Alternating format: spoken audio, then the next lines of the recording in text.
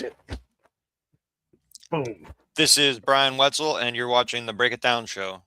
I threw Brian a change of pace, a hesitation pace. Yeah, We're going to get Cullen in here in a second. He's going to be here in a second. Let's continue the chat. So I love talking baseball with you. What do you? How often of the day when you're working and everything? How often are you thinking about baseball? I never really thought about it. Quite a bit, I guess. Yeah. Usually, if I get angry and want to ground myself and think about something that's not gonna have me fired up. I was sanding drywall today. I hate that, so I thought about baseball a lot today. What did you think about? Where does your brain go? I usually think about the Phillies, or when I was a kid, stuff like that. It's a good time. I didn't expect that question at all. Yeah. What about you? Yeah, I mean, I love the interaction because it forces me to go in and figure out what I know and what I believe. And sometimes you have a sense for things, and you're like, yeah, I have a sense for that. Like the other day, I said, Kyle Tucker reminds me of J.D. Drew. When J.D. Drew played, he was a Hall of Fame MVP type player, but he just couldn't play enough. And then at some point, he breaks down enough that he's not that player anymore. And boy, I got in trouble for that. Even though when you run the numbers through the age 28, like, yeah, he looked very comparable. And even though Kyle Tucker has struggled to stay on the field, I'm told that's just a fluke.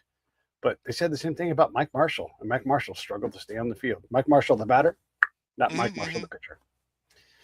Yeah. So I think about those kind of things, and like what questions would lead me to looking in a database? And I'm only so good at databases. Like if it's not built for me, I struggle to figure out how to search these things. But hey, why don't you talk for a second, and I'm going to answer this phone call. Yeah, go for it.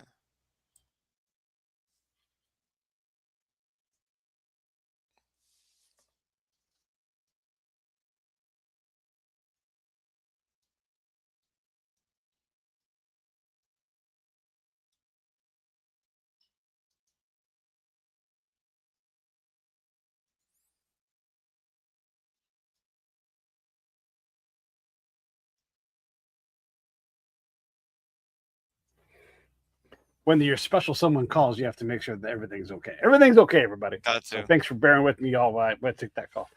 Okay, so we were talking about like Phillies when you were a kid. And you know so much about the history. I'm always amazed. Like I know a lot of names, but you know really good details about that. How often are you in some old dusty part of Baseball Reference or some other place looking at these guys that nobody ever, like, not just NEFTA, but don't even think about? Like we have no idea about some of these guys. A couple hours a day. Why? What about him captures your attention? Man, I don't know. I just always loved ball, dude. I got the Bill James historical abstract when I was like 10. It was like the greatest thing I ever read. I don't know. I just like, I don't know. It just calms me, I guess. Not to get too into my psyche, but I just like doing it. Sometimes it's hard to come home and stare at your computer. Like sometimes I just think I just can't even stare at the computer. You know what I mean? But pretty often. Yeah. Yeah. When you find someone new and exciting, what do you do about it? I look at their career arc. I like looking at their career arc and seeing what happened and why guys flop. The career arc's a huge deal. We talked about it before. Like people said, well, Andrew Jones wasn't good at the end of his career. Well, what's it matter with how good he was before? It's just the perception. It's just the career arc. It's like you find guys that are underrated because they have a bad career arc. And then some guys are overrated. They go up and down every year. Like Jimmy Sheckard would be a guy like that. He just had all the skills, never put it all together in a single season. It's just interesting to see. And then applying that to modern, you can look at a modern guy kind of like that. Like, oh, all right, well, this guy has the same amount of WAR, the same amount of OPS plus, but he's way more volatile, et cetera, et cetera. And you start looking at guys like that. Yeah, yeah. The career arc thing has evolved over time too. Like right now, maybe we're not going to see as many late stage players for whatever reason. But the other thing is players can get like some players in the old days didn't get started until 27, 28, 31 years old. I mean, I know they have like legitimate I can't think of anybody right now, but there was someone I was looking at the other day that they really got to the big leagues and were ready at age 31. And so maybe they were in World War One or any other thing. And so we dismiss these guys, right? We'll love up on Utley and his brief time in the league, because it's kind of short in terms of like his greatness. But we won't go back and go, hey, look at this guy here who had 8 years of whatever war or whatever it is. We tend to not be able to do that. Yeah. Yeah, definitely. And one thing I like about going back and evaluating older players and then taking that over and doing it to newer players is that when I'm looking at older players, I don't have an instinctive like disdain for them. Like there's some guys in the league, you just not a big fan of them. Like not saying they're bad guys or nothing. You just, for whatever reason, as a fan, you just don't like the guy. And you don't have that bias. Yeah, we all have that thing, right? I mean, it's all the time where if I'm not familiar with the player, I'll have this unrealistic opinion about them. They were better than they were, worse than they were. Yeah, that happens a lot. Yeah. This is what I love about WPAg. So this is for everybody who watches winning percentage, per game, right? That the player adds. And I've realized that if you have a winning percentage added of 0.14 in a game, you were a major player in that game, maybe the major player. Mm-hmm. And so I find that these games relate really well with winning. Now you might have 0.14 and lose the game, but the chances are if you get that, gosh, if you have two guys that get that, you're almost for sure going to win. Unless this game's kind of a crazy game. It's a pretty reliable measure of, I think, of not just value, but the purity of value and the quality of that value. Now, you got to dig in even deeper to really get a sense for it. But I found it to be more reliable than war.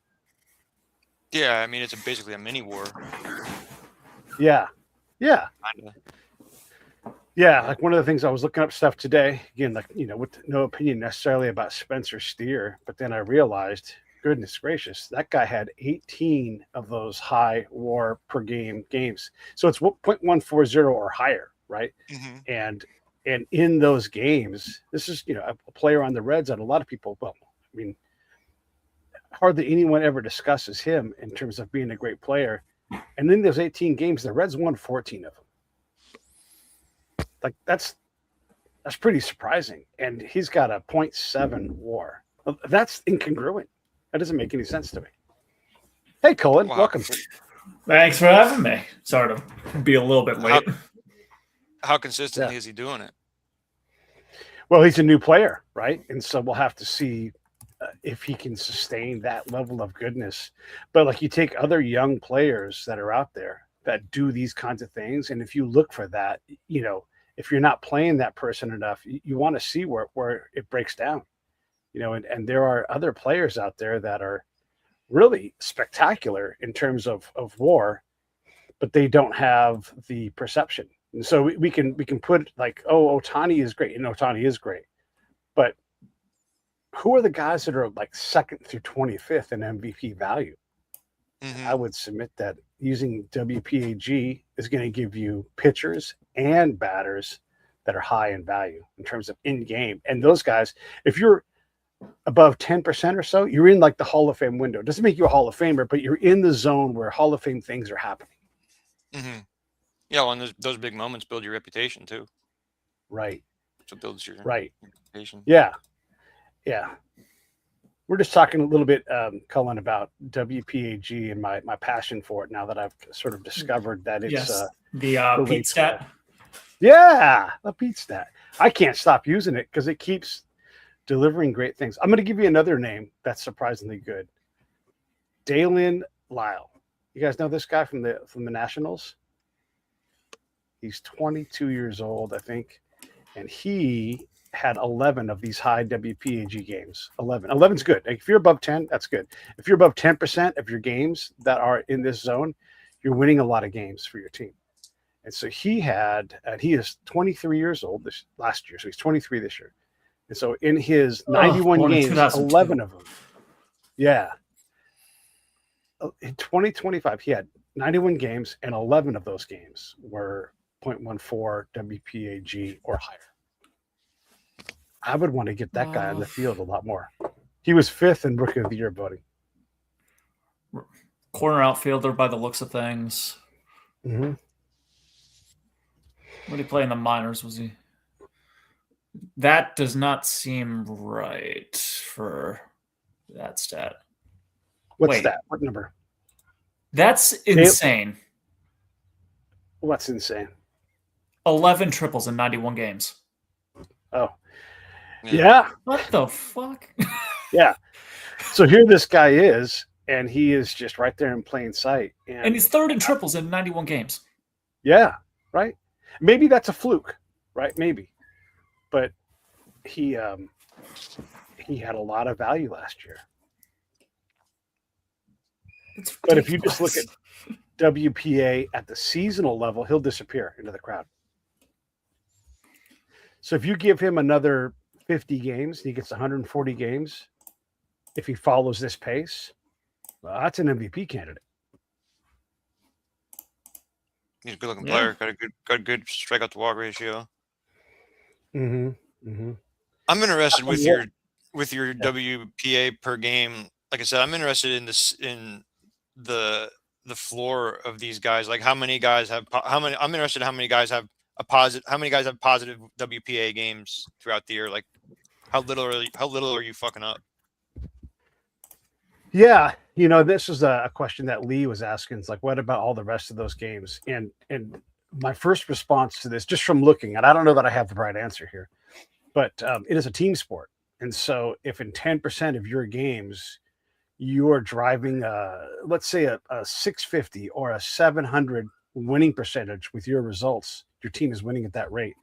Damn, I don't need so many more guys, right? And so if I've got a good pitcher, whoever you want to pick, who is able to drive wins at a 10% of their start pace, and it's different for the pitchers because they kind of drip their value, the starters, then I only need so many players that are at that level, and all of a sudden in that season, I've got a pretty good chance of winning some ball games.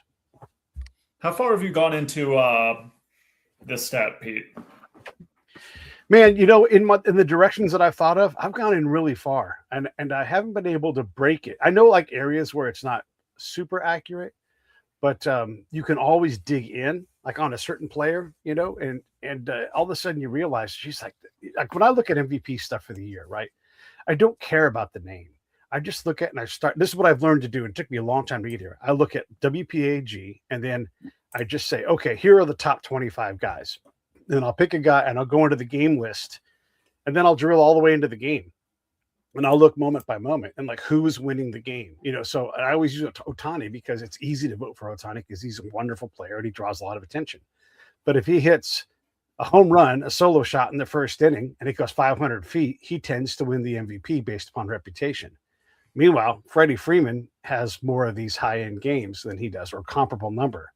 And so we don't think of them as being comparably valuable. But I would say in this case, Freddie Freeman has the higher quality of MVP moments. So the body of work, there might be more stuff there, more WPA for the season level.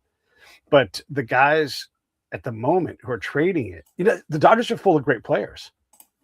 And so if Max Muncy has a 2-home run game, he's going to be the most valuable player of that game, unless that pitcher held the other side to like one or fewer runs. If you have a high game score, that tends to correlate well with winning, along with WPA for pitchers. Team that scores first usually wins too. Yeah. I've been thinking about. Go ahead. For your stat, Pete, have you taken a look at Luke Keeschel of the Twins? You and your Twins. I believe I've seen his name. I've been shocked by so many of these guys that it's hard to like close my mouth and remember, because I'm just like, oh my god, all the time with these Brian, guys. you'd like to look at this guy. But how volatile are they? This player or the stat in general? Just any player. So I'm talking about this guy just because I think you specifically, Brian, would enjoy strikeout to walk ratio. Looks good. Just seems like a solid or all around player, and he's just turned 23. Yeah, I thought he played for the Twins. Yeah. That's what I 50 thought. 50 games into his career. A good-looking kid. Does everything. Even look at his minor league numbers. Your low strikeout number, near even with walks.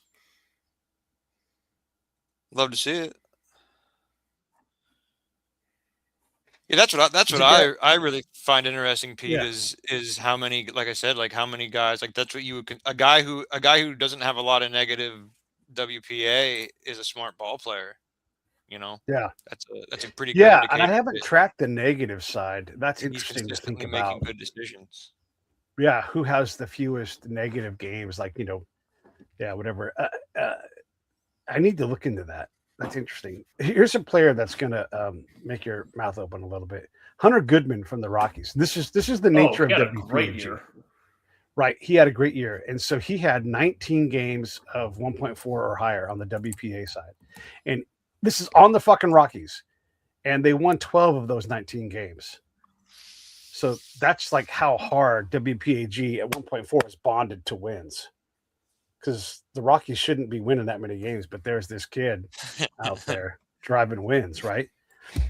And what is what does WAR have him at? It's not going to be the same. 3.7 this year. Yeah. Got the Silver Slugger for catchers this year. Good for him.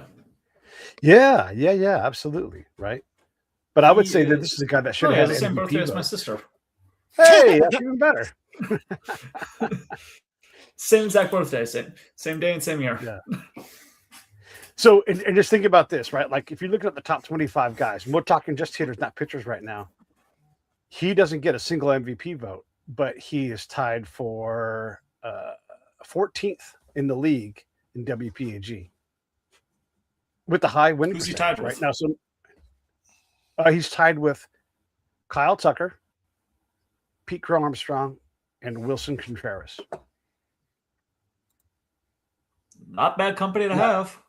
Not bad company. So, and if you want to look at like how frequently these guys, ring up these high WPAG games, and you're talking about the volatility, I would say over the years, like if you had 3 seasons or 4 seasons or 5 seasons even, and you're averaging better than 10% of your games, and maybe with like, no seasons where you're really low, wow, well, that's pretty damn good. And again, like someone who's great is going to have 14 to 15%. Sometimes it gets a little higher, but that's like into the holy shit. Like that's an obvious MVP kind of year. But if you just have a guy have 12 or 11%, you're talking about excellent players that are driving wins. And the only thing you would want with those guys is more of that person on the field. How fast can we get this guy to 160 games? Can their body withstand it? I don't know, but I would think you'd want to put these guys on the field more to get through that cycle as fast as you can to get them those high-end games. Yeah, it looks like Goodman had 104 games last year at catcher, 39 at DH, which you're playing in high altitude in Colorado. You're bound to break down a little bit, but 104 games for a 25-year-old catcher, not too shabby. Right. Shame we'll never sniff the postseason unless Colorado does something drastic. Yeah. No, I'm talking specifically about National Eagles right now in this part of the conversation. So, when you look at that, you figure out what it is. Here's another guy that had a great year, Jackson Chorios, right? We talked about him, talked about him the other day. He didn't get any MVP votes, and maybe that's right because he got hurt, an important part of the season, and the Brewers were kind of locked up. But he has 18 of those high WPAG games, 18. And that's well above 10% of his total games played. I'll have to see where the MVP votes ended up lying this year, just so we can actually see who got them, just so it's like, all right, where are these votes going to? Right. Like, we know Ohtani was unanimous, and understandably so. He had an incredible season, but where are those down ballot votes going? Yeah. And Ohtani did have a great year. I mean, we're not trying to pick on him or nothing. Obviously, he's incredible. Right? No, your year sucked. No, I'm not even going to bother on that because the Shohei stands are just going to crucify me. Yeah. But was he the MVP? Was he the MVP? I don't know, right? And I'm pretty particular about the MVP. I think it takes away from your MVP chances when you're playing on a team like the Dodgers, just because there's so much greatness on that team. It's hard to stand out amongst the mountain when everything's just a peak. Yeah, right. It's like trying to be the tallest person on the Himalayas. Like, yeah. You're just gonna look over. It's like, oh yeah, there's peak. Yeah. There's negligible difference. Whereas if you're a really good player on a really bad team, i.e. Andre Dawson of the late 80s, you stand out a little more. Yeah. Well, and Andre Dawson, when he won in 87, that happened off the field. And there is value off the field for sure. He he sends that blank contract to the Cubs, and that breaks collusion wide open. And that's, whoo boy, that's maybe the most valuable year any player has ever had. Ozzie Smith finishing second in that race with no home runs. Imagine these days having someone win the MVP with 0 home runs. Yeah. 75 RBI, but no home runs. Yeah. But whooping that Cardinals team from those years, those Whitey, that was tough. It was relentless pressure. You have Jack Clark right behind him in the MVP that year as well. Yeah. I think he had a pretty big year that year. 35 homers, 136 walks, led an on base percentage with nearly a 460 mark. What year was that? 87? 87, yes. Okay.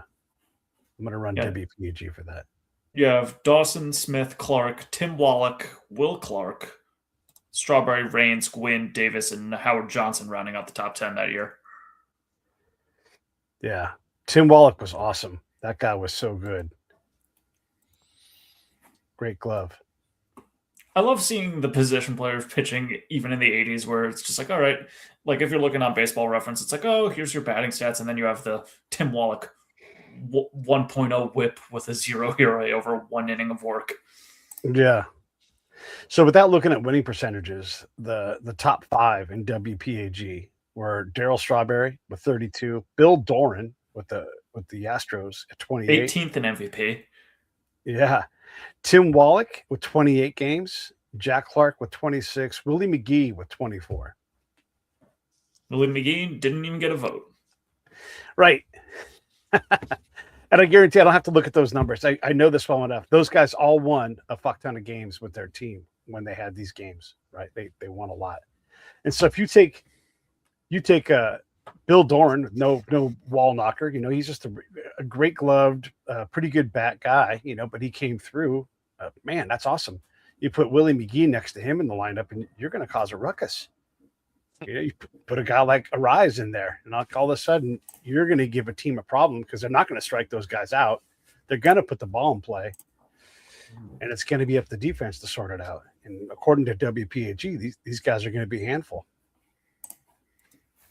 It's those most down hated man in baseball. I know. He is.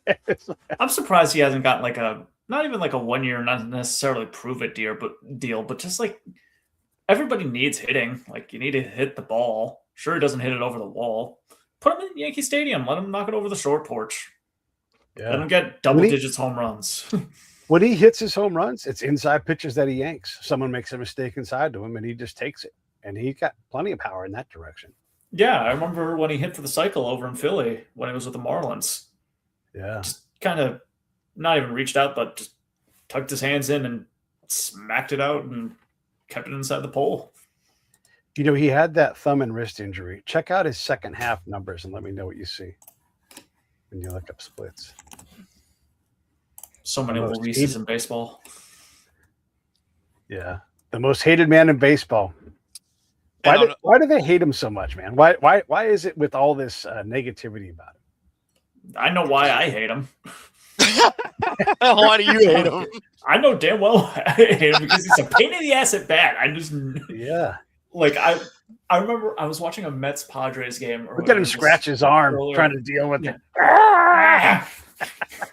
Earlier in the year, it was Mets Padres.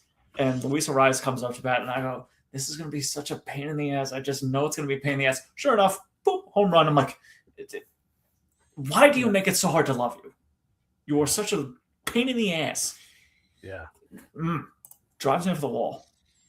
Like, yeah, he's a great player, but he's a pain. Oh, and then to the haters that say, oh, he can't field. 999 fielding percentage at first base. Yeah. Led the league. Suck a butt. I got something to say about all that stuff too. I think Andrew Jones is great. I think he's incredible. But I can look he at is the not numbers. 5'10". He gets about the same amount of balls as Jim Edmonds. And there's just only so many fly balls that you can catch. So it's not like there's 10,000 fly balls that he caught that Edmonds didn't catch. And by the way, Richie Ashburn catches more than all of them because he caught a ball better than one every 3 innings. Not just outs, whatever. But somehow Richie Ashburn's getting to a fuckload of balls throughout his entire career. 17,000 innings. He's catching them all the time. And so if you're catching a fly ball every 2.9 innings, and I know we try to break up, innings by thirds, but that's all the time. Now, were there more fly balls? Sure. Yeah. More balls were in play. And so you can correct that. There's a way to correct that and look at where they were. In modern times, as your team focused on strikeouts, this kind of hit Derek Jeter a little bit. There was just fewer balls in play to shortstop. It wasn't like there was a ball going by him every 2 minutes. These guys got to balls. And so the differences are pretty small. These tolerances aren't what we feel like they are, if that makes sense. I have Arias splits up for first and second half. How did he do? 310 average second half, 279 first half. If we're looking strictly average. Yeah. And it takes about a year to get over a wrist surgery, Yeah. So even 279 for this era isn't bad. It's still 97 OPS plus according to Baseball Reference. He led the league in hits. Yeah. How is that bad? I don't understand. Heaven forbid you hit the ball where nobody is. Yeah. Yeah. Brett Butler had this. The outfield was squeezed like crazy. Everybody knew he was going to bunt. There he is, first base. He was a fucking pest. He was impossible to get out. Whether it was Giants, Indians, or Dodgers version of Brett Butler, man, you didn't want him to come up if he needed to get somebody out. He was not going to be easy to get out. And I think that's a rise. Yeah, he's great at getting on base, too. Yeah. Yeah. I think Butler had a 377 career on base percentage, if I'm remembering correctly. Right. I always mentally confused him with Brent Butler when I first saw the names. Yeah. I'd confuse him for that Rockies Cardinals second baseman, I believe. Wow, I didn't expect Brent Butler to have that high of a on-base percentage. Yeah. When you said that, I thought that sounded high. Wow, that's pretty good. Yeah, right. Gets on base, dude. You think people would like that as much as you hear about on-base percentage? He's better than in the top 10% every year that he's plays. How can you not want that? How can you not want a guy? And I'm told he doesn't walk enough. Like, all right. Yeah, it'd be great if I saw him walk more. But there he is, leading the league in hits. Yeah, got on base a lot more than average. Yeah. Yeah. Just not doing it the right way. Right. Not doing but what is the right way? The way the analytics says you're supposed to do it. You're supposed to walk. Yeah. Meanwhile, you have the ability in baseball specifically, the ability to tinker with your pitches on even an inning to inning basis is insane. Yeah. Where it's just like, oh yeah, just move your hand just a smidge more. I have a baseball line around here somewhere. Where is it? Yeah, but you can just move your hands like a smidge more to the right or something like that and be like, oh yeah, I can throw a 12-inch slurve or something like that. And it's ridiculous. Yeah. No, I got a baseball line around here somewhere, but oh well. It'll turn out. Guys are 115 career OPS plus over 7 seasons. 3 batting titles. Just falls out of the sky. Mm-hmm. Yeah. But, he's never had a negative OPS plus, and that's kind of what I was talking about with your WPA thing. Like, his floor is so high. Yeah. Because on-base percentage is mostly batting average, and he's going to hit for a high average. So his floor is so high, he's never going to – you know what I mean? Like, yeah. The one thing I've noticed with his winning percentages, like in all the different by game numbers, is it's a little lower, and probably because he doesn't have that knockout power, right? Right. But Sugar Ray Leonard won a lot of fights, so you don't have to knock everybody out. And there's a thing with Arise because he's so freakish with his contact. Nobody's better at getting 3 and 4 hit games than him. He's the king of that shit. And no one's trying. Yeah, no one's trying. That's true, right? It's not incentivized anymore. Right. Hits aren't incentivized. It's can you knock it over the fence? Yes. Ding, ding, ding. Pay attention. GMs, pay attention. If a guy puts the ball in play and he has 19 fucking 3-hit or 4-hit games in a season, 19, you're going to win the vast majority of those games. And guess what that means for your sluggers? 2-run, 3-run, grand slam. Yeah. More runs, more winning. Yes. He clogs the bases. Well, put him in front of Ohtani and he can walk. It's not going to matter, right? Put him in the 9-hole as a second leadoff hitter where he just hits ball. All right, cool.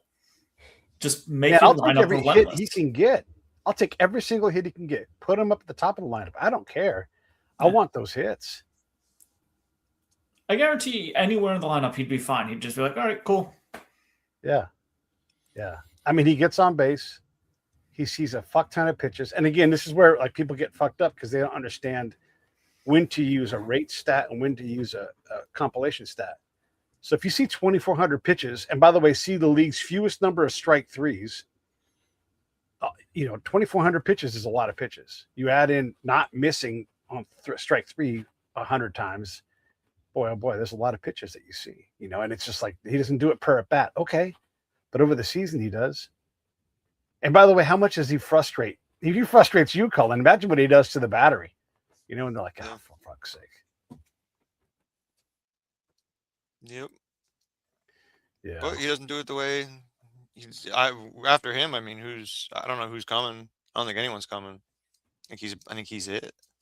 He's it. I think he might be it. I mean, Horner kind of does the same thing. Kwan kind of does the same thing. Wilson does the same thing. So it could. Here's the thing I know about baseball is if they see that avenue, and by the way, you don't got to pay a rise very much. Go out and get you. Here's another number. He's got 1.2 or so. Yes, I don't know where Cullen it. He's got 1.2 or so hits a game. So he's going to bunch them. And somebody else better pick up the slack when he doesn't bunch them. But when he bunches them, you're going to win. So I don't know. I mean, I think GMs would see that hole and be like, fuck me. What are we doing? Yeah, I didn't expect. I thought Horner hit a little more home runs than he hit. He hasn't hit many more than Arias. Right. I'm going to pull up. I'm just looking at National League right now, just to keep it simple. Yeah. Okay. So 3-hit games, right? That's what I'm going to look up. And we know that Arias has, let's see here. Hold on. He has 19 of them, right? So first place is tied with Trey Turner and Francisco Lindor. And then it drops off down to 15, and then it just goes all the way down, right? So there's a lot of guys that don't. Like if you want to go down to 10th place, that's Mookie Betts, Xander Bogaerts, Michael Busch, those guys, they're all down in the 10 games with that. But they're half. At 20, they're already half of what the leader is. Welcome back, Cullen. Yeah, damn internet, because this damn snowstorm is still a pain in the ass.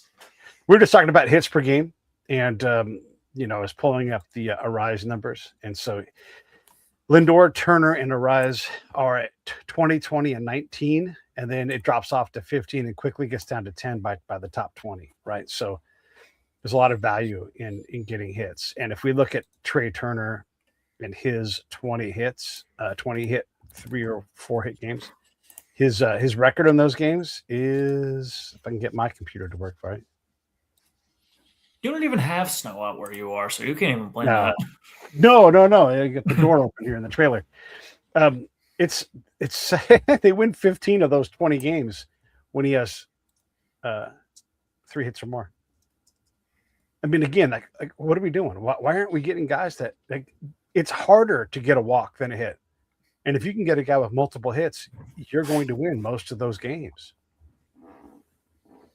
I wonder how much higher Trey Turner's WPA would be if he could catch a ball at second base.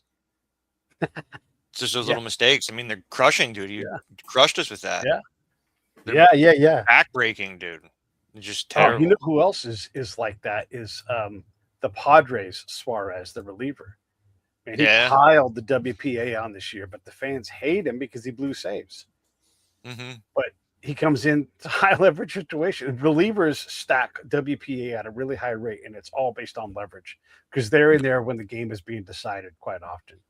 And so, they are really on a tight wire. And is it overvaluing their contribution? Fuck, I don't know. It seems like it's about even to me when I look at it because of the cost of the failure. But if you tell a Padres fan that he was one of the most, if not the most valuable player, they can't handle it.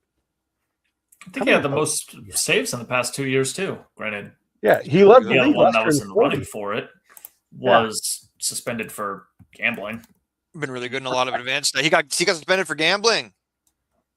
Yeah, Class A. Oh no, I thought you were talking about Suarez. Not Suarez. Yeah. Well, Class A's gone, dude. The only guy that was in the running for him. Well, he's a Brave now. We don't care about him. You're a Phillies fan. I'm a Mets fan. Whatever. Kimbrel's coming over to you.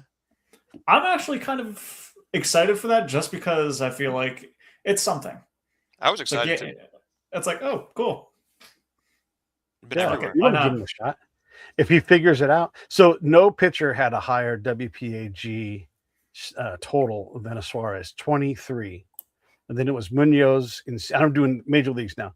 Munoz in Seattle, and then Skeens in Pittsburgh, Sanchez in Philly because Philly pitched their asses off this year, and then Skubal at 19.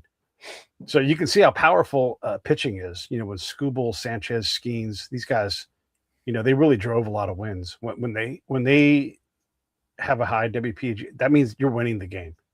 It's going to be, unless it's like a 1-0 kind of thing, right? But yeah, I think it correlates well to what the hitters are doing.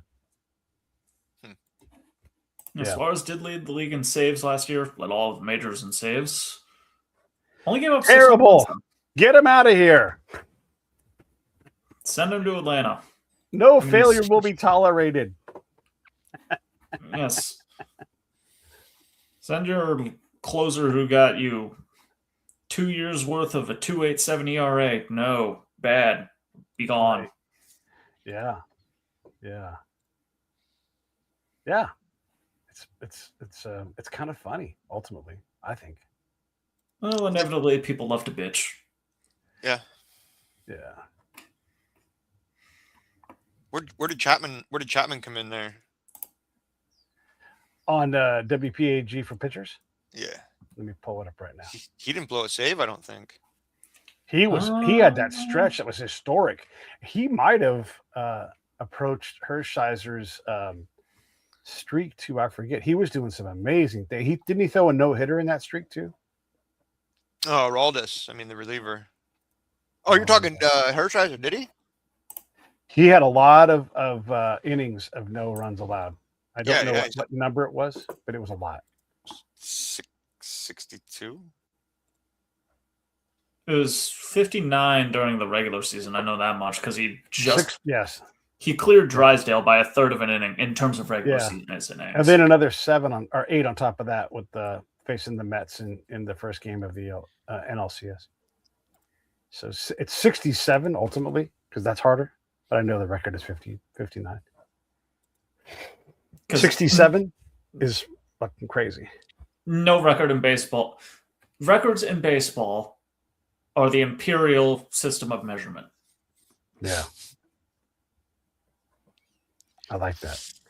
Yeah, so Arias has 11 high WPAG games. And in those games, they won 7 of the 11. And I don't know why that doesn't jive with what I think it's supposed to jive with, but that's where he is. And that's this year. So 11. And 11's not bad. But you'd want it to be higher given the year that he had. I mean, every stat over a collection of data is going to have its outliers. Yeah. Sure. And the Red Sox didn't have a big win year, and so maybe that is what it is. I don't know. It helps to play on a team that wins. It helps to be in a position for a reliever to win a game. And maybe that didn't happen enough for him. I'd have to look at that more. Also, it could correlate with only being put into games where they're winning. Because that's true. For the most part, why would you stick your high leverage reliever, unless you hadn't pitched in 10 days, into like a 10-3 game, or if you're losing 7-4?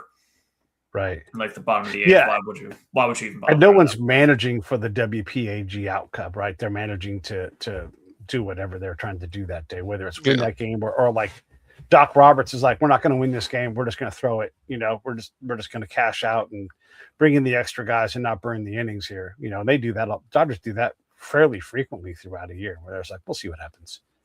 And go from there. I'm going to do WPAG over the last 3 seasons just to see what that gives us. See how that feels. How's it feel, Pete? Feels pretty good. Feels pretty good. Does it hang a little bit to the left? No, it swings to the right. So this is all of the wait, hold on. That can't be right. I gotta make sure I did this right again. Okay. You guys cover the time while I do this, right around this number. What do you think the Mets are going to do this year? My expectations are never high with the Mets. They're never high. No. They can't be. If there's any, prepare for the worst. That is the epitome of being a Mets fan: is expect nothing, get given nothing. Right. We could be 100 games over 500. It's like, all right, wait for the inevitable downfall, and then when it happens, you can point to it and go like, see, there's no enjoyment in being a Mets fan. There's no enjoyment. What do you think of Bader heading over to San Francisco? I'm glad he's not in Philly. Why not? 32, fourth outfielder. He's got young guys. Don't need him. Who you guys got coming up for outfielders over there? Carl Crawford's kid. Oh, yeah.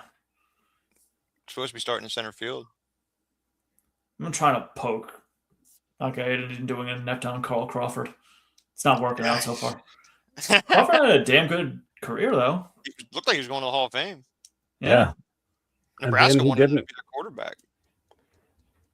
Back when they were running the option. Yeah. Back when they were running the veer.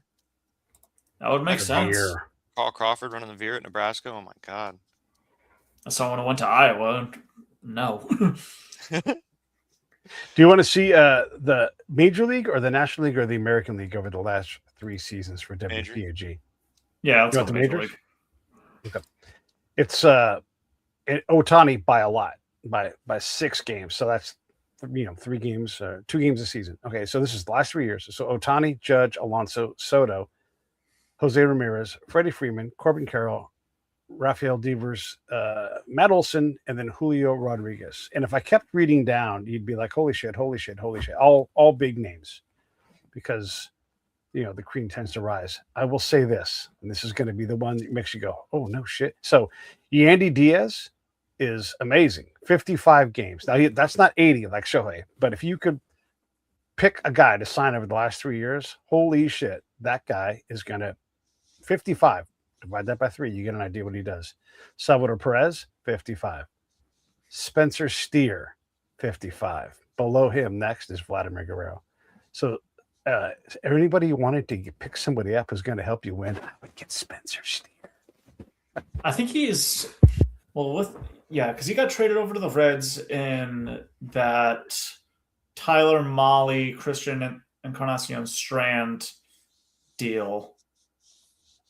And then he ended up there. So I think he has 3 years left of arbitration on him. Yeah, he's got to be controllable. Yeah. Yeah. And he plays a lot. 156 games, 158 games, 146 games. Relatively versatile, too, he could be your... I call him the Cuz D'Amato position. All corners. Corner infield, corner outfield. Yeah. And you could say, well, maybe it's luck, but he's done this over 3 years. And I know his numbers aren't sexy, 329 on base percentage over the last 4 years, but there he is doing it. And a consistent low 2020s guy, like 20 homers, 20 steals, give or take. Yep. Coming out of first base, left field, and right field. Yeah, and he's a weird player and all that, but there he is doing it. And you're telling me you can't get that guy? You can't go pick up that guy for a fairly small amount of prospects and money? I think you can pick him up. I think the control, though, for Cincinnati will be valuable. So probably in a couple of years, because they have a lot of infield prospects. They're very infield heavy right now. Yeah. McLean, Ellie. Yeah. Marte, they traded away Lux because they didn't need Lux anymore. There's another guy that's like on the fringe. Yeah. Traded him to Tampa. Did they get Josh Lowe in that trade, or did the third team, did the Angels get him in that deal? Yeah, I don't know. Who went where on that thing? Because 3-team trades are cool, but they're a mess logistically. Yeah. I will say a 329 on base percentage is between 6 to 16% above average any given year. I mean, it's good on base percentage. Right. Doesn't feel good, but how far on base percentage has fallen. Yeah. Yeah. It's not incentivized anymore. No, I get it's weighted. I get the weighting it and everything, but I mean, we've on base percentage is as bad as it's been in 50 years, and it's been for a decade. Yeah. And this goes back to, I think, like, do you count the rate or the pile? And if you get on base 200 plus times a year, you're fucking valuable. You're turning the lineup over. And there's about 450 guys that aren't doing that. Yeah.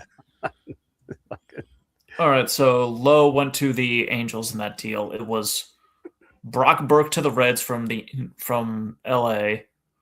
Chris Clark, who I've never heard of, went to Tampa. And Gavin Lux went to Tampa. Yeah. I don't remember that. That was 2 weeks ago. No, missed that. Yeah. Another number. Kids we were so discussing this on. I went to Harvard. Cool, good for him. Chris Clark went to Harvard. Dang. And he's 6'4".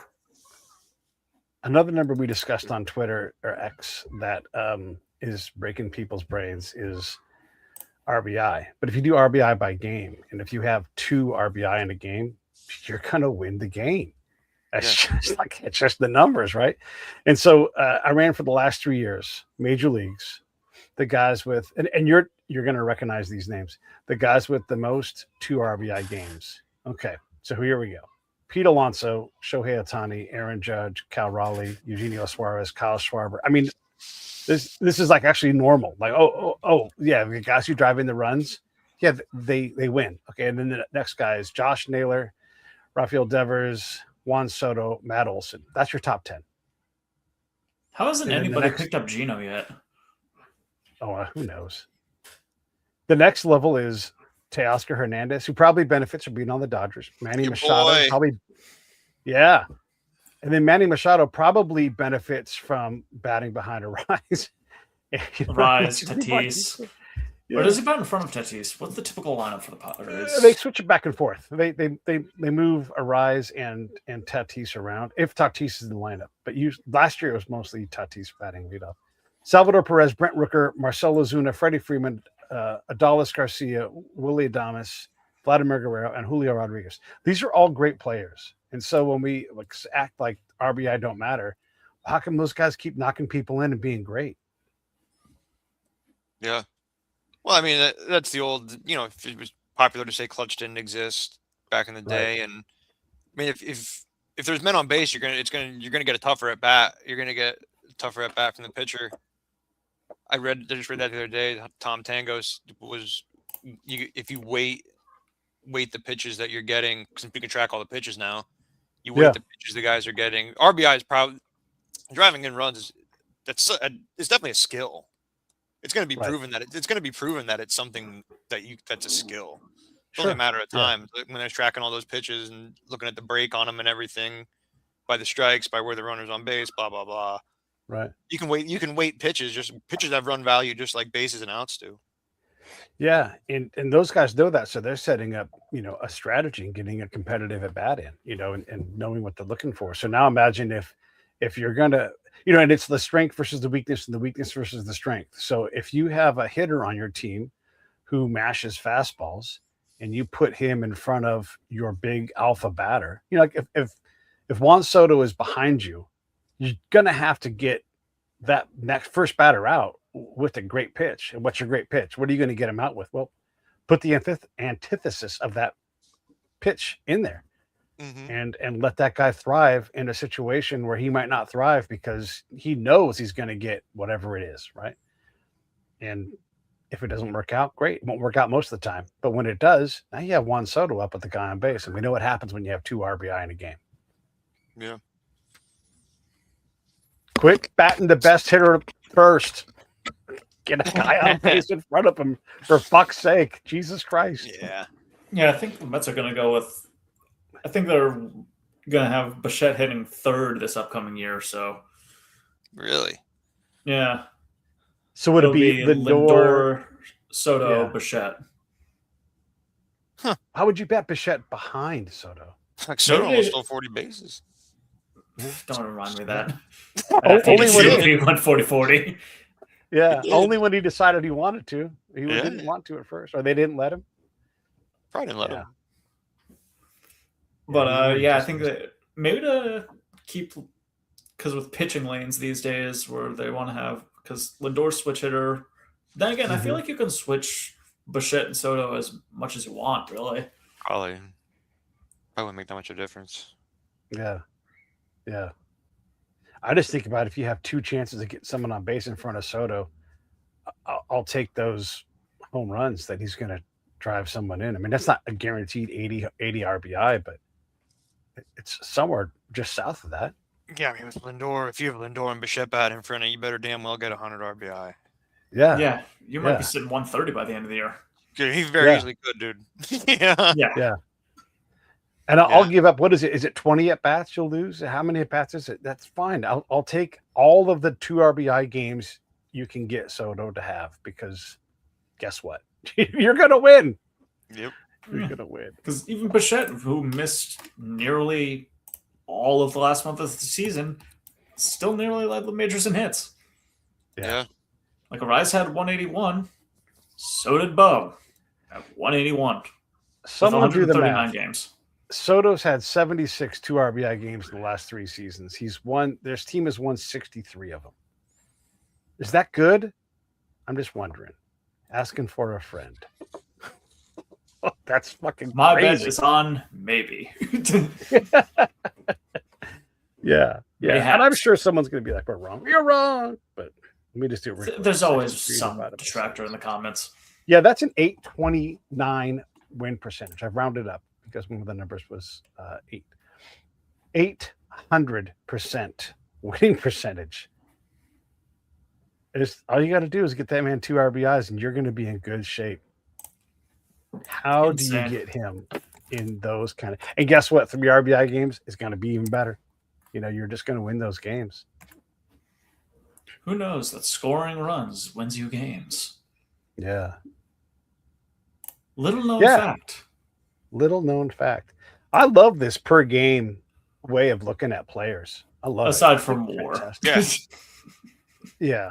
Well, yeah, WAR does. Well, first off, WAR just gets more and more obsolete all the time.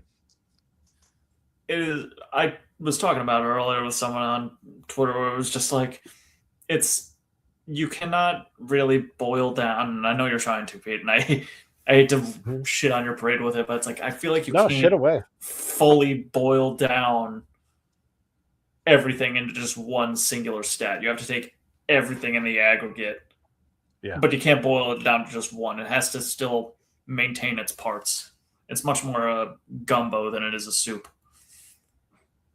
I totally agree, by the way. And the one thing that I'm trying to do is get people to stop just picking a name for MVP and unanimously voting for them. Like actually go out and do the work and look and see who's valuable, and if you just look at WAR, well, we know WAR is not that accurate. It hates a player like Arise. It hates Schwarber. Come on. Like, we got to do better than that. And there's differences between the sites too. Baseball Reference has their own WAR formula. Fangraphs has their own. It's not uniform. Yeah, it's mostly defense. Right. Yeah, and some of that is arbitrary, because it's just like this is what we think a shortstop does, but I think you can actually see more of that than what WAR offers.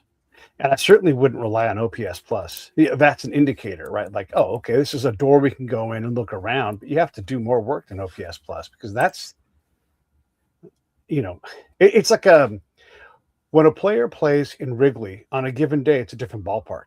Yeah. Oh yeah. And so you can't just look at Wrigley, the place, because it's many places. Yeah. What else do you guys want to get into? We already almost done an hour, and that's fun. I like that. Would you believe that Bo Bichette and Arias are within 3 OPS plus points of each other through age 27? Yeah. Yeah, that makes sense. Here's another thing. If you want to look at big numbers in the Hall of Fame, Arias is in a very small cohort in terms of all of MLB history for hits through age 28, and he lost 100 games to COVID. Yeah. You give him another 100 plus hits, and all of a sudden it's like, oh, now he's way up there, So we're talking about someone, and I'm not saying he's going to the Hall of Fame. You can't say that about almost every. It's way too early to predict. Right. Especially with the kind of player he is. He's going to have to, like all players, continue to perform and do things. But he's also going to need to get signed. Yeah, he'll get signed. Someone's gonna throw some money at him, Give him a 1-year, $10 million deal or something like that. Yeah. Yeah. Even like a 2 for $20. Give him a Sir Anthony Dominguez deal. 2 years, 20. Fine. Yeah. Give an option for the second. Yeah. And look, if he's making $15 million a year, which I think is fair for him for what he does, it's on his agent. He's got to figure out how to negotiate that and point to what he does. MVP Sports How many Group. guys have? There you go. Listen, are you guys paying attention? There you go. This is how you sell a rise. You talk about the hits per game. Hey, Dan Lozano, how about you get on this? Yeah. You talk about not only hits per game, you talk about the league leading ability to get 3 and 4 hit games, which definitely correlates directly to wins. Let's go. Let's get it done. Get him signed. I thought Bo Bichette was going to blow Arias out of the water. In OPS plus? Yeah. Yeah. Yeah. Here's another thing where you think it's one thing because of the narrative, but the facts are different. Sprint speed, Arias, Mookie Betts, same thing. Like there's just no difference. Well, Mookie's also had some ankle injuries in recent years too. But no one's going to call Mookie Betts slow and a base clogger. No. And that's the thing. And so depending on how you want to look at it, he doesn't have to run fast if he's got a base hit. He's just going to get down there, right? Like he's not Stanton, who's hobbled and injured, and is probably the slowest player. Maybe Salvi Perez is slower. He's not those guys. He's average, a little below average, whatever. He's fine. He's faster than all of us. With my busted knee, I don't have a chance. Yeah. Where is Arias sitting sprint speed right now on Savant? I don't know. I'm going to look it up right now. Do it. Yeah, look it up. Let's see where he sits. Baseball, Savant, where you at? There's another thing. Yeah, go ahead, Brian. No, I was going to say the emphasis on base percentage that you see from people just doesn't seem to match reality at all to me. Yeah. Like it just doesn't. And they calculated that how many years ago, 25 years ago, on base percentage times 1.2 and slugging is 1 part. That's, the WOBA formula, whatever, roughly. And that was done in a league where batting average is still valued. On base percentage was high because it was a batting average driven league. The pitching was totally different. Guys were on steroids. And the last 12 to 13 years are totally different from anything that's come before it. And if they're taking, if all this is based on data from before then, I mean, the data now, the last 12 years, is so much different than the data that came before. It's why wouldn't we reevaluate that? Because it seems obvious to me that on base percentage was overvalued initially. Right. Yeah, because walks are hard to get, and you hard have to get. To have you an just action. Don't get a lot. Yeah. Well, they're harder to get than hits, and hits are an active stat, whereas walks are a passive stat. Definitely. So you need something to get that guy in. You're big on this. Get to scoring position as fast as possible. Right. That's what I'm saying. That's slugging percentages. Yeah. Like you still have to use WOBA because those singles and walks are still valuable, but slugging slugging is driving WOBA. Right. But I would say sprint speed. All right, let's hear it. So he is tied for 424th with a sprint speed in the 25th percentile of 26.5 feet per second. Yeah. So what does that mean? Bo Bichette faster. No, Bo Bichette is slower than Luis Arraez. Slower. Right. Now, who's complaining about Bo Bichette and his speed? Yeah, who's saying he's stolen from us? Fucking Mets stole him from the Phillies. Juan Soto, slower than Luis Arraez. Yeah. Right. He stole almost 40 bases last year. In last place, Martin Maldonado, who apparently had some games last year, with a sprint speed of 23.1 feet per second. Yeah. Giancarlo Stanton not too far behind at 23.5 feet per second, with a 5.22 home plate first base, which just barely loses out to Tom Brady for slowest 90 feet sprint. Yeah. Yeah, and again, he's running at a particular speed because of an actual malady. The other guys, it's just not slow. I don't understand the whole insistence on how slow and shitty he is when there he is, not being slow. And by the way, for all the shitty fielding I'm told that he had, go look at how well the Padres pitching staff did. It doesn't equate. He doesn't play the whole year at first base, but he plays a lot, so much so that he's one of the best first basemen. Yeah, and I'm big on this. What do you guys think about this? Yeah, I'm big on this whole. There are 300 starting jobs, but there are never 300 starters. Never. There's not enough talent there. Is that crazy to say? That there's the talent line starts somewhere in that top tier. Yeah. No, I don't think. I mean, you think about it. There's always someone who's going to be the worst. I hate to say it. There's always going to be that someone who's the worst. There's always going to be that someone who just doesn't who just isn't as good, and that's not a detriment to them. It's not because they suck. It's just because the talent pool is so deep. It's just all right, how are you going to prove that you're better than this person? Right. Yeah. Well, and Nick Kurtz wasn't a full-time player last year. Obviously, he's one of the best players in the league, right? So there is some figuring that you have to do. But if you can stand on a major league diamond and hold down a starting position, you're one of the best players in baseball. I don't know what to tell you. If you are consistently at a starting position, and I will say, and not really moving from that position, if you are consistent in staying at that position, like if you're everyday, whatever position, everyday catcher, everyday first baseman, everyday outfielder, right, and consistently day after day appearing at that position. Of course, there's the utility guys of the world, the Brock Holtz, Tony Phillipses, all that sort of thing, but it is one thing to be in that role every day or damn near every day. Yeah. The Dodgers had Michael Conforto last year, and he just wasn't very good. He deserved a shot to play, got a job. Let's see how it works out on a championship grade team. And he got a shot for a while, and then he got less and less playing time as the year went on. So when people talk what if you're terrible? Well, then you won't play. Certain reputations earn it. Some guys are second half guys, and you're just going to suck it up and play them, because of that. And so maybe overall in the season they look shitty, but then when the second half, how many guys have a sine wave throughout the year where they're great in May, they're shitty in June, and they're great in July? There's some of that you have to wait out, but either you can produce or you can't. And if you're on the diamond for 160 games, you're producing. It's just, you're not going to do any more than a season if you suck. Right. Yeah, that's a good point, dude. Yeah. Yeah. But the belief is the other way. Oh, well, you're 0 for 4 every day. No, you can only go 0 for so long. And then it's like, hey, listen, we're going to try the kid. And that's that pressure, right? You have to produce or get out. It's not perfect pressure, but it exists. Yeah. I mean, that's any job. You don't do your job, go.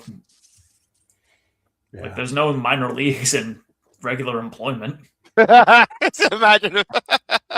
It's like, yeah, all right, we're going to send you down to B team, Yeah. go work with them for a couple weeks, and maybe we're going to send you down to the bad accounting office for the guys that make the mistakes and get us sued. Yeah.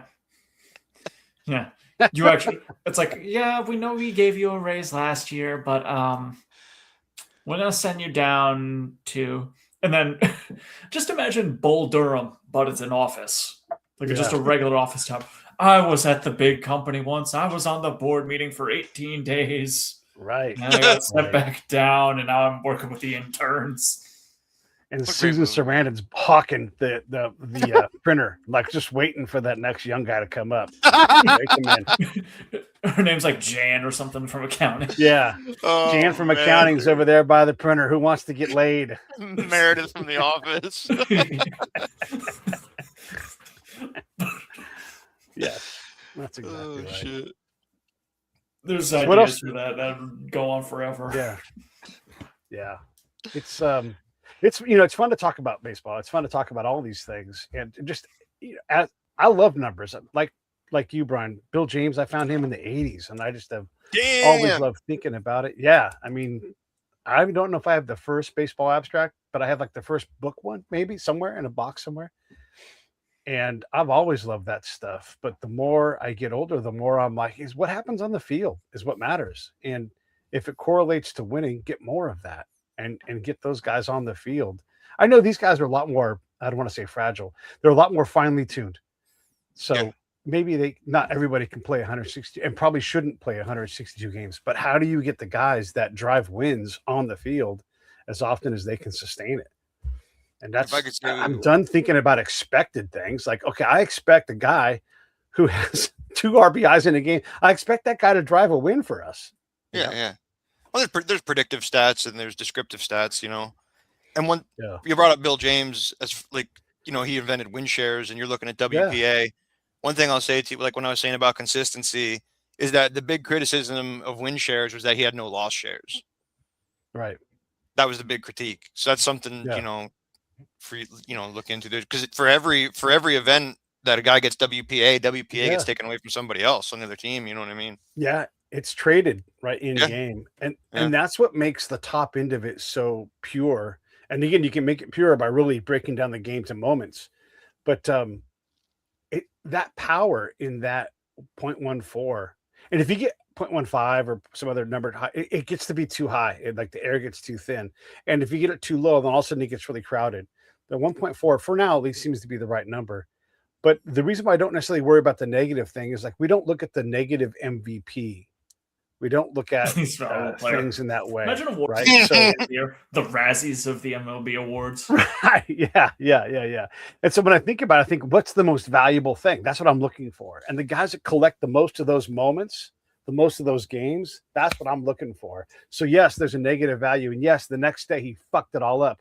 But hopefully his teammates like, well, it's okay, because I'm going to get 0.14 or better, and we're going to win the game because of that. Or, and this is, I know people on X hate this, the other team gets to be really fucking good, and they get to get the better of you sometimes because it's their fucking day, and they're awesome at baseball also, and yeah. Anyhow, I'll shut up about that. I think the worst LPA game has to be the Michael A. Taylor game, where it was Nationals Dodgers. I think he struck out like 5 times and then ground ball to him like in bottom of the 9th or something. It went underneath his glove, and Yasiel Puig ran around for an inside the park walk-off home run. Puig. Yeah. I miss Puig. He was fun to watch. It was so much fun, dude. Yeah. Why? Yeah. Tell me why. Tell me what comes to mind. Throwing the ball all over the place, dude. Throwing the ball all over the place, licking the bat. Yeah. Just a strange individual. This will probably not make sense to you guys, but when I saw him come up I was like, oh my God, this guy's a lot like Bo Jackson. Because when you would see Bo play, he would be someplace. You're like, how did he get there? So like there was this play where Puig hit a ball down the right field line, and it was like, oh, that's going to be a single. And all of a sudden, you see him sliding into second. You're like, how the fuck did he get? It was like he time warped, And then there was another time where he went to dive to catch a ball, and it wasn't a rainy game, but he slid on the grass like it was raining. Like he just kept sliding and sliding and sliding. And I'm like, holy shit, how fast and how heavy is this guy to get going? Like it didn't make sense when I saw his play. When he was good, it didn't make sense. I was like, how in the world is he doing all that? That's a great comparison, dude. Bo Jackson. That's a great comparison. Dang, I never thought of that. Wonder who. Yeah, I haven't looked at Puig's baseball reference in a while. I wonder who his similarity scores are. It's got to be Ron Cespedes. He's another one of those guys. Oh wow! Talk about a guy who disappeared. Yeah. He breaks the A's, the angry A's fans' minds. They're like, "Then you let Cespedes go." It's like, yeah, we got the best of him. I love those guys. Some good years after. Yeah, they're so crazy. They're so crazy, dude. Yeah, they traded Cespedes. Did they trade him to Detroit first, and then he went to Boston? How did that order go? At one point, he went AWOL. Yeah, I still remember he hit a home run in 2020 and then was gone the rest of the year. Right. Then he broke his ankle on his ranch or something like that. Yeah. I don't know. I think he went AWOL a couple times. He's a strange individual. Talented individual, but those Perez brothers, they were a little bit crazy too back in the olden days. They would do crazy shit like, I got lost on the way to the ballpark. And you're like, Perimeter Pascual over there. Yeah. Yep. Yeah, those guys were fun. Dude, I've read a lot of Latino baseball history, and it's just on brand. It's so funny, dude.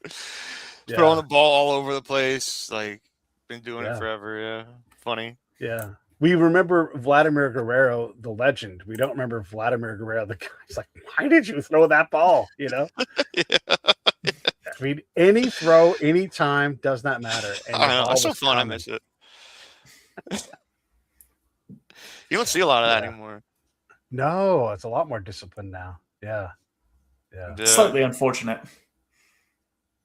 Like, we need more fun. Like, you bring the game to the fans and show them people on base is fun. Creating tension is fun. I watched the 80. I'm still working on this Hershiser greatest pitching season ever piece that I've been writing, and it's evolved and it's changing all the time. But I watched the NLCS and then the World Series, and that baseball was fun baseball. I mean, if you had a guy in first with the Dodgers because they had to, Tommy's like hit and fucking run right now, and those guys could pull it off. It doesn't always work, but Tommy if you put dice anywhere within 100 miles of Tommy, he would roll them. He did not care. And when it worked, holy shit, it was magic. And when it didn't, whatever. They lost. Yeah. It feels the last time we saw a modern hit and run? Your Mets used to do it a lot with McNeil and what's his face. I can't remember the other guy. Maybe Conforto? Weren't McNeil and somebody else hitting running a lot? Yeah, that makes a lot of sense. A little bit, yeah. A couple years ago.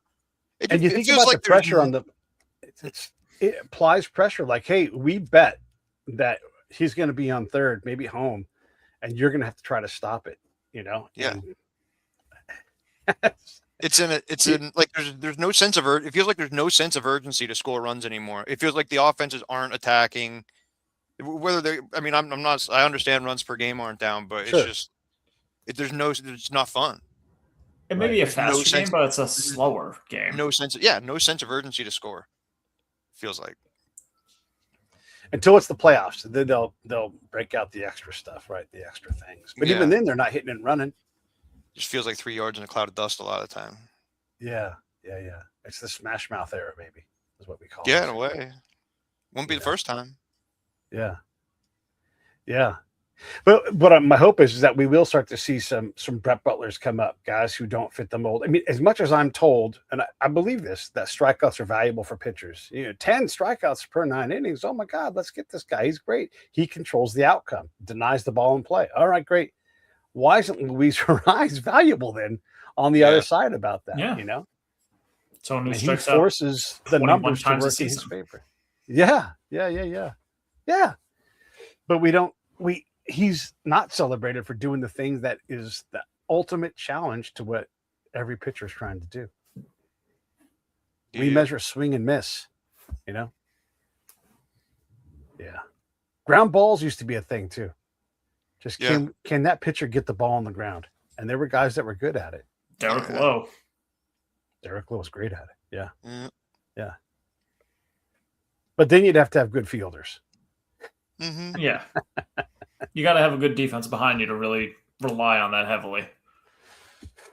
Yeah, and fastball usage is down. Like the sinker's a good pitch for that, and you don't see a lot of that. I mean, I guess splitters are still pretty in vogue. Yeah, but a lot more breaking balls now. A lot more breaking balls. Breaking balls are harder to hit unless you're Luis Ariz, and he's terrible. I hear. Yeah. Oh no, awful. The worst. Would you want him on the Mets? Would you want him on your team? Yeah, why not? Where would you put him? Honestly, probably DH him. We don't really have a DH right now. DH and then backfill for break days? That or put him at first and move Polanco to DH. Okay. Yeah. I could work with that. Because then you'd have an infield of Bichette, Lindor, second base Simeon, and then Ariz at first. Where would you bat him in the lineup?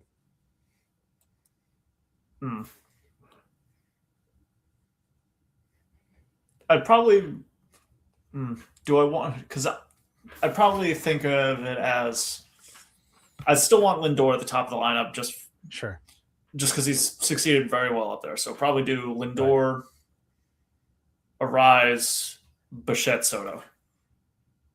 Then Polanco could probably bat fifth, and that's a decent top five right there.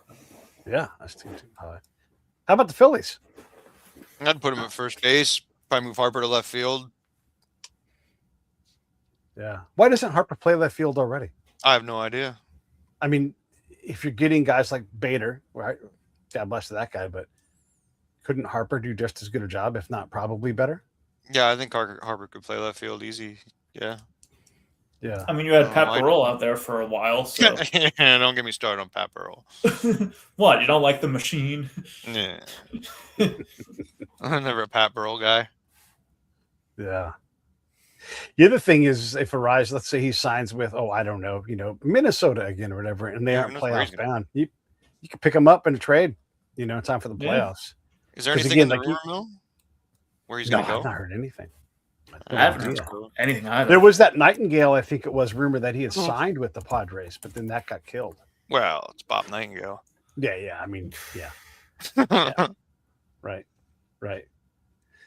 Yeah. Imagine the team that signs some or picks up some of these guys. Here's the crazy thing is we're talking about all this stuff and we've looked at numbers and everything, and we're not GMs. But in the reality is like someone can pick up the show and listen to it and all of a sudden we would never take credit for it. But there's so many times when a blogger or somebody has found something in a team, in a player, and whatever, and the team is like, holy shit, we hadn't thought of that, because we're out here thinking outside of the box and talking outside of the box. We're not in the box at all. And this stuff can actually impact people's careers, I think. Yeah. Apparently, there was an article 4 hours ago posted by Colin Keene over at Nesson predicting that he would possibly go back to the Marlins. Sure. Why not? Play first base for them. I mean, any team could have him for something that's... I don't think the Blue Jays will get him, I'll be honest, just because if they sign Ariz, there's nowhere to really put him. Right.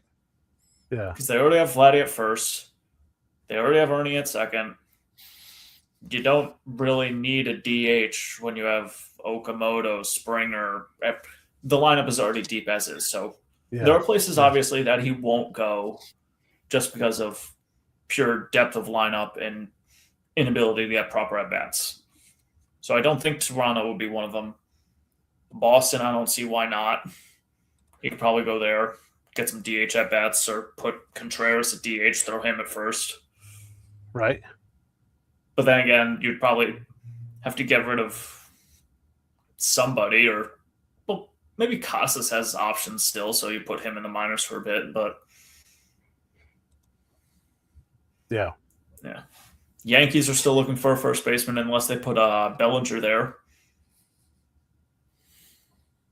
Yeah, I don't know why they wouldn't re-sign Goldschmidt. Tampa's always doing Tampa things. Yeah. They should pick up that. They should make that whole front office go to Pittsburgh or Cincinnati. What if you sent Arise? What if the Giants signed him? Casey Schmidt is not blowing the world away. And granted, not his best position, but he can hold it down. You sub him into DH, as needed. I don't think they have a strong DH there either. They could probably use Devers at DH if need be. Yeah, right. Because they already have Chapman, Adames. Who plays second in San Fran? Because Casey Schmidt. At least he has. I don't know if he's Casey Schmidt and what's that kid's name? Christian Koss. Christian Koss plays second base. And look, neither one of these guys is really set there, right? They're kind of like a compromise, So you could throw him there. Why not? Yeah, throw him. And look at the Giant DHs. They're not world beaten. So, and you don't have to hit home runs in San Francisco because no one's really going to dominate. They didn't have a 30 home run hitter for almost 20 years. Right. Yeah. Big ass park. Yeah. I don't think they've had the same left fielder since Bonds left either. Still to this day, no one's has more splash home runs than Bonds. He's still the all-time holder in that. Because that shit was really hard to do. Something? Yeah, it was really hard to do. He did a lot of them. So, yeah, so you can get by with the Rise in that big field. You might even pick up some triples, whatever, how much of that matters. But, yeah, that seems like a pretty good spot for him. LA's already stacked as is. He'd get no playing time. No, he wouldn't. Yeah, a championship grade team like that, it's hard to get playing time. And guys like, Kike Hernandez could have. He's not signed right now, but he could have. His last. He's going to sign with the Dodgers in midseason. Just wait. Yeah, absolutely. He's going to Dodgers. Just wait. But he came to the Dodgers to no longer be a starter and knew it. And so guys do that there. They understand that their playing time is secondary to winning. And they willingly sign up for that. I'm a big Kike fan. You could go to Colorado and actually get some home runs. Rise. Yeah, he'd be fun in Colorado. And even if he didn't get home runs, he'd get a lot of hits. Yeah. He should. He should go to Colorado. Him going to the thin air up there. Yes. Yeah. That would be fun. Yeah. That's a good move. Arizona wouldn't be bad either. Yeah. Is Arizona playing as a hitter's park? It's a little. Corbin Carroll nearly had 20 triples last year. He's one of the best players in the game, though. Yeah.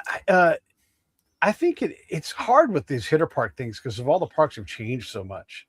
Yeah, especially the names of parks. I still call Minute Maid, even though it's Daikin Park now or whatever. I didn't even know it was called that anymore. Called the fucking Astrodome. You call Citizens Bank Veterans then? No, never. Don't dead name the ballpark. Do not dead name the ball. Veteran Stadium was a dump. I hated that place. Yeah. You're on West Coast. You still call Petco Qualcomm? Or Jack Murphy? What do you call it? Jack Murphy. I guess Petco's a nice ballpark. I guess that is a different. Petco's a nice ballpark. Yeah, it is. It deserves to be called. Yeah, I'd like to go there. It's nice. It's nice. Very nice. Yeah, absolutely. It's a wonderful spot, and if you're underrated, not at the game, it's still a wonderful spot. Probably underrated park, honestly. You always hear about everything PNC about San Diego is great. It's a good place to be. Yeah. I'm trying to think of other teams to send Luis Arraez to. That would be fun. We'll see. Yeah. I'm going through all the teams in my head right now. I don't feel like he'd enjoy Milwaukee. Though they do need a first baseman. Yeah. I think. Well, they have Andrew loaded Vaughn. with so much talent too, and they just have constant pressure as well. So I feel like that would work for them because you have like Terang and Terang's fantastic. Churio. Yeah, you have Terang and Churio. Fantastic. Yeah. You lead off Arraez, bet Churio second. How many home runs is he going to hit with Arraez on base? Like he can hit 30 home runs if he stays healthy, which he normally does. Yeah. All of a sudden, you've got give me 50 RBIs just between those two. Yeah. That's crazy. Or you can set Arraez is probably up to Seattle too. Imagine him, Julio, Josh Naylor. That's the top of your lineup. Yeah. Followed up left, by right, dumper. left. Yeah. Yeah. Then you have big dumper band cleanup. That's just marching to win. Left, right, left. Boom. Yeah. Awesome. Josh Naylor's another new speedster, right? Didn't he steal a bunch of bases? Noted 2020 man, Josh Naylor. Hell yeah. I mean, Seattle signed Justin Turner, and I love Justin Turner, right? But they signed him a couple of years back, right? Arraez is a better hitter than Justin Turner. Yeah. He doesn't have the same kind of power, but Justin Turner doesn't have huge, especially when they signed him. He was, kind of an older player at that point, right? Yeah, he was. But yeah. The bottom line is this: any team that needs someone who can play first, second, DH as a combo, and they want someone who'll play 150 games and have more than a hit a game, they should sign him. Absolutely. You'd be dumb not to. And it's not something that's going to break the bank either. No, you can get him for $15 million for sure. Yeah. $15 million. Give him a 1 year with the 1 year option for Arraez. If he performs, great. And if not, then you're stuck with him for a year. He's not going to suck. He's going to go out and get hits. Yeah. Give him like a 2-year, 25 deal. First year, 15, then second year player option for 10. Yeah. There you go. With like a $2 million buyout or something like that. I don't know how to structure these things. Yeah. Justin Turner. It's easy to spend someone else's money. Hard. I didn't realize I kind of forgot how much Justin Turner was raking, dude. Holy crap. Yeah. He still wants to play. Yeah, and I'm saying that Arraez is a better hitter partly because of attendance, right? Justin Turner can't really play a full year anymore. I mean, unfortunately, no, but he's a good veteran presence to have. I mean, Pete, you and I were talking about sending him to Oakland or Sacramento or West Sacramento, wherever. Yeah. There's a veteran presence for those kids. I say kids, even though they're probably just slightly younger than me. And when I say this, like, I know that he recently qualified for the batting title and all that, right? And so that matters. But he's now 41 years old, and last year he didn't do it. So will he do it this year? Yeah, maybe. But chances are no. Yeah. But he's I don't. Oh yeah, like right now, Arraez is definitely way better than Turner. Yeah. Right. Yeah. Sorry, I thought you meant overall. Well, not over their career, I wouldn't say, because Turner has done it and he's in his 40s. True, yeah. But who was Justin Turner before he was 30 years old? He was nothing. So Arraez has already been something. So I would say on the road, Arraez is ahead of him. But Justin Turner was great until from like age, was it 29 or 30 when he 29 was his first year with LA. 29 right. And then he was good for 29 to 38. He was good for 10 years. Yeah, that's great. Now he was exposable on fastballs. He couldn't handle elite fastballs later on. But if you did anything else, he could handle himself. Yeah, over that 10-year span from 2014 to 2023, 293 average, 131 OPS plus. If you look at that, 179 homers, 266 doubles. If you look at WAR, it's 36.7, which is nearly all of his, nearly over a 10-year span. He's pretty high. Yeah. Yeah, WAR loves him, huh? Heck, I love Justin. I think he's a great player. I love seeing him do what he does, But now I'd rather have Arraez because he's 28 or 29 now. 28. Yeah. Jeez. Going through the player tabs earlier, Puig was 240 listed. Ridiculous. His weight? Oh God. 240. Yeah. You see him take his shirt off and you're like, Jesus Christ. Yeah. Built like a brick shithouse. Built. Yeah. Yeah. Yeah, Arraez is going to be 29 at the start of this year, basically. His birthday is April 9th. Yeah. Yeah. And now sort for dudes with over 1,000 hits through age 28. And you're going to find out that there's a good number of players like that. And a lot of those guys blow their careers up. But he's in that list. And again, he lost 100 games to COVID. So all of a sudden, he's over 1,100 hits through age 28 with those games back. Maybe, right? Maybe. Fair. And that list is even shorter. And it's all great players. Some of them blew up. Arise will have to continue to hit. But why wouldn't he? I'll slightly retract an earlier statement. He does have double-digit home runs one year. He hit 10 in 2023. Nice. Just want to make sure my bases are covered, pun intended. Yeah, cover those bases, man. He did hit 10 home runs one year. Next career high, 8 of them in 2025 and 2022. All right, so what have we learned here? I'm going to say I've learned that Spencer Steer is way better than I realized. I'm going to pay attention to this year and see if he continues the onslaught. He's fun. You should, honestly. Yeah. He's a perennial 2020 guy, it seems like. Mm-hmm. Yeah. Pretty decent potential. Like, he'll probably not... I don't think he'll eventually get in the Hall of Fame, but who knows? He might have some blow-up seasons where he goes crazy with it, but he's a solid player. Yeah. All right, and then do you got a player you want to keep your eye on? Because from what we've talked about, or anything else? None that I could think of right now, immediately off the top of my head. Next time we do this, you'll have someone, I'm sure. Oh, absolutely. It'll probably pop in my head at like 2 a.m, I guarantee it. That's when you'll put it on X. Brian? Yeah, that's when you'll put it on X. Yeah, I'll just tweet it out into the ether. What did I learn? I learned that I'm glad the Mets got Bo Bichette. No, I'm still pissed. I still want Bo Bichette. Fuck the Mets. I was not even expecting it, so no. Like, I saw the news and I just looked at it. I'm like, wait. Yeah, I was bummed. I was more confused than anything. My overriding emotion was confusion rather than, oh yeah, we got Bo. It was more like, we got Bo? What? Yeah. As things stand right now, Cullen, what's your over-under for Mets wins? Honestly, under 85. Okay. Like, yeah, it's fine, but even with Freddie Peralta, I'm always preparing to be underwhelmed. Yeah. Yeah, the Mets have a thing for defying all the people who are like, you got to spend money to win. And then the Mets are like, here we go, we're going to spend a fuck ton of money. And it didn't work. Right? Like they just, they have that model down, unfortunately for you. Yeah, it's great, isn't it? Yeah. Yeah. It's called the EKG meter, Pete. Hey, how about, what was it? 26 teams have been into the LCS in the last 30 years. How fucking awesome is that?